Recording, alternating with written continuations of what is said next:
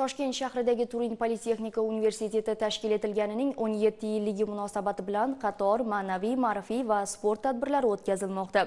Ushbu sana universitet hayotida muhim bosqich sifatida keng nishonlanmoqda.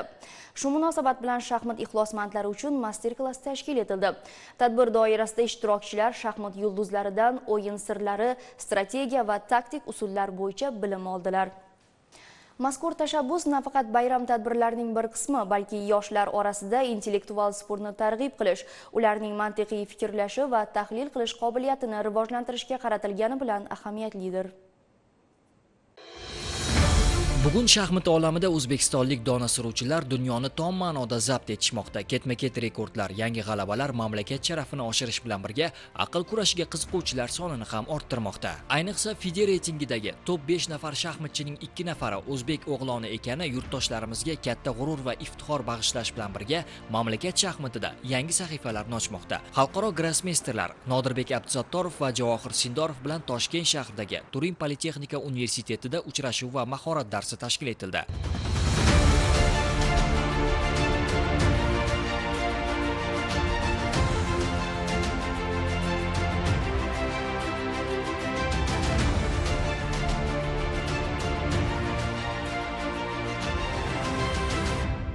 Barcha maydonda yurtimiz sharafini munosib himoya qilib kelayotgan 2 nafar shaxmatchi ushbu ta'lim dargohining talabalari hisoblanadi. Ushbu mahorat darsining tashkil qilinishi ham shaxmatchilarning o'z tajribalari, muvaffaqiyat sari bosib o'tgan yo'llari hamda professional sir asrorlari bilan o'rtoqlashishni ko'zlagan. Jarayonlar davomida chempionlar bilan intellektual o'yin ishqibozlari o'rtasidagi yurishlarda har bir ishtirokchi partiyalar tahlili, ochilish strategiyalari va murakkab vaziyatlarda to'g'ri qaror qabul qilish bo'yicha amaliy ko'nikmalarga ega bo'lishdi. Shaxmat juda ham ko'p vaqt talab qiladi. O'z ustimda ishlash bilan birgalikda o'sha o'qishlarimga ham vaqt topishimga to'g'ri keladi. Albatta bunaqa oson emas, lekin o'sha o'qituvchilarni yordami bilan o'z ustimda ishlash natijasida o'sha balansni saqlashga harakat qilyapman. Bu yil maqsadlarim juda ham katta. 26-yil bu olimpiada bor Samarqandda. O'ylaymanki, shu olimpiadani ham biz bolalar bilan birgalashib xalqimizga oltin medal tuhfa qilamiz. Bilimli odam ko'chada qolmaydi va birinchi navbatda bilim bo'lmasa unaqa katta natijalarga erishilmaydi va o'z ustlarida ishlab, albatta to'g'ri qarorlar qabul qilishlarini tavsiya beraman va qolaversa mana shunaqa oliygohlarga kirishga tavsiya berib qolaman. Shuningdek, yoshlar grossmeysterlar bilan bevosita muloqot qilib, o'zlarini qiziqtirgan savollarga javob olish imkoniga ega bo'lishdi.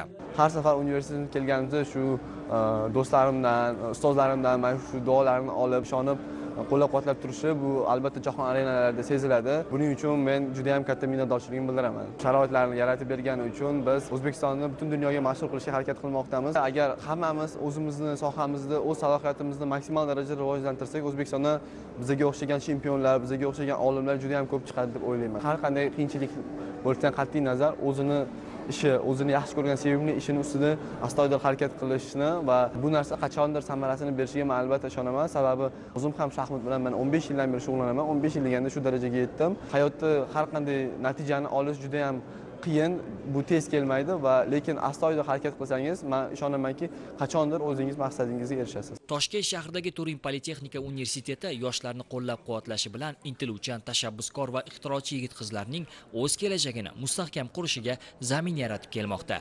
Ta'lim muassasasi tomonidan bu kabi mahorat darslari, treninglar, uchrashuvlar muntazam ravishda tashkil etilib kelinadi. Universitetning Nodirbek Abdusattorov va Javohir Sindorov kabi talabalari yoshlarning shaxmatga bo'lgan qiziqishini yanada oshirishga hamda yangi iste'dodlarni kashf etishda muhim ahamiyat kasb etadi. Bu kunda tashkil etilgan tadbir yakunida faol ishtirokchilar ham rag'batlantirildi. Diyorbek Abdurahmonov, Zoir Shavkatov, Jaloliddin Abdumavlonov, Poytaxt.